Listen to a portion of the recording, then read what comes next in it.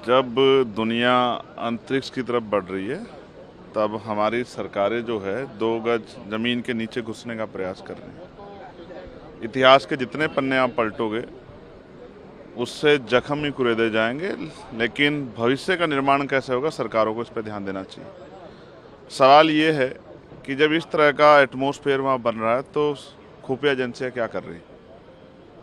सरकार का फेलियर है, और जितना सरकार इसमें हाथ सेकने का काम करेगी उतना ही जो है राष्ट्र की एकता में जो है वो एक खाई बनेगी, जो खाई मुझे लगता है कि बहुत लंबे समय बाद पट पाएगी। ये सरकार को इस पर ध्यान देना चाहिए कि इस तरह के धार्मिक उन्माद ना हो, सभी की धार्मिक भावनाओं का सम्मान हो, चाहे वो हिंदू पक्ष हो या मुस्लिम पक्ष हो या सिख जैन ईसाई कोई भी पक्ष हो, सबकी धार्मिक आस्थाओं का मान्यताओं का सम्मान हो। और ये भी ध्यान रखा जाए कि पुलिस की जो कार्रवाई हो या सरकार कार्रवाई, वो इस तरह की कार्रवाई हो कि जिसने भी अपराध किया हो किसी धर्म का उस पर सख्त कार्रवाई हो, तब जाके हिंसा रुकेगी।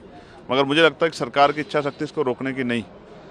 इसलिए मैं स्पष्ट तौर से कह रहा हूँ, जब ये मुद्दे होंगे तो बुनियादी मुद्दे रोटी कपड़ा मकान रोजगार ये सब दब जाएंगे। इसलिए सरकार को बढ़ावा दे रही, क्योंकि वो इन सब में फेल है। मैं मुख्यमंत्री के इस्तीफे की मांग नहीं करूँगा, मगर मैं जरूर कहूँगा कि जो मुख्यमंत्री प्रदेश नहीं संभाल पा रहा, उस सरकार को उनके केंद्रीय नेतृत्व को चिंता करनी चाहिए कि ऐसे कैसे हम लोग विकसित भारत या विकसित प्रदेश के रूप में आगे बढ़ पाएंगे। जब हम अपनी समस्याओं पर लड़के आपस में लड़ते रहेंगे तो कैसे बात आगे बढ़ पाएगी। तो हमें प्रधानमंत्री जी को इसका संज्ञान लेना चाहिए, उस पर ठोस कार्रवाई जो है मणिपुर की तरह जैसे देर ना करें। जैसे मणिपुर में लंबे समय बाद जो है इस्तीफे हुए, जब वहाँ की जनता बगावत पे उतर आई और सब लोग अपनी समस्याओं के लिए एकजुट हुए, ऐसी स्थिति ना बने। इसलिए अभी से महाराष्ट्र सरकार को से जवाबदेही सुनिश्चित हो और इस तरह की सारी घटनाओं पर, सारे उन्मादों पर रोक लगाई जाए और इस पर सख्त कार्रवाई की जाए कि दोबारा इस तरह की स्थिति ना बने।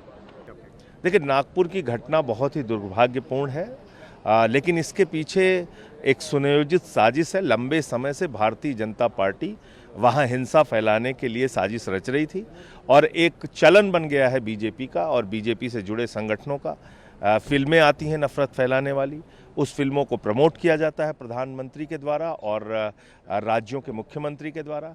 बीजेपी के कार्यकर्ता और नेता उस पर भड़काऊ बयान देते हैं और फिर ये हिंसा की स्थिति पैदा होती है। जब तक बीजेपी देश के अंदर है, देश के हिस्सों में शांति नहीं रह सकती। अभी आपने देखा यूपी में होली के पहले किस तरह से वहाँ माहौल बिगाड़ने की कोशिश की गई, लेकिन ये सब हो क्यों रहा है? इसके पीछे सबसे बड़ा कारण है कि असल मुद्दों से जनता का ध्यान भटकाया जाए।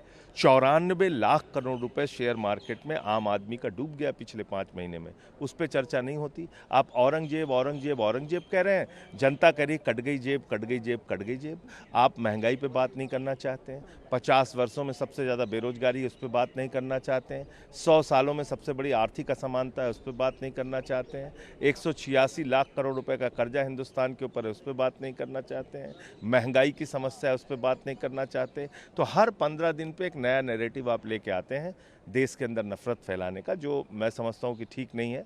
और इसी के कारण ये नागपुर की हिंसा हुई, एक सुनियोजित साजिश है जिसमें वहाँ के राज्य के मुख्यमंत्री खुद शामिल हैं। सर, वहाँ के जो सत्ता पक्ष है वो कह रहे हैं कि विपक्षी लोग चुनाव हार गए हैं, तो इस तरह के देखिए, मैं तो कह रहा हूँ ना कि आप उसके सारे जो घटनाक्रम को अगर आप देखेंगे तो कब से ये प्रयास चल रहा है, बीजेपी के लोग और खुद मुख्यमंत्री कब से भड़काऊ बयान दे रहे हैं, तो ये तो ठीक नहीं है। अब मुख्यमंत्री कह रहे हैं संरक्षित करेंगे औरंगजेब के कबूतर।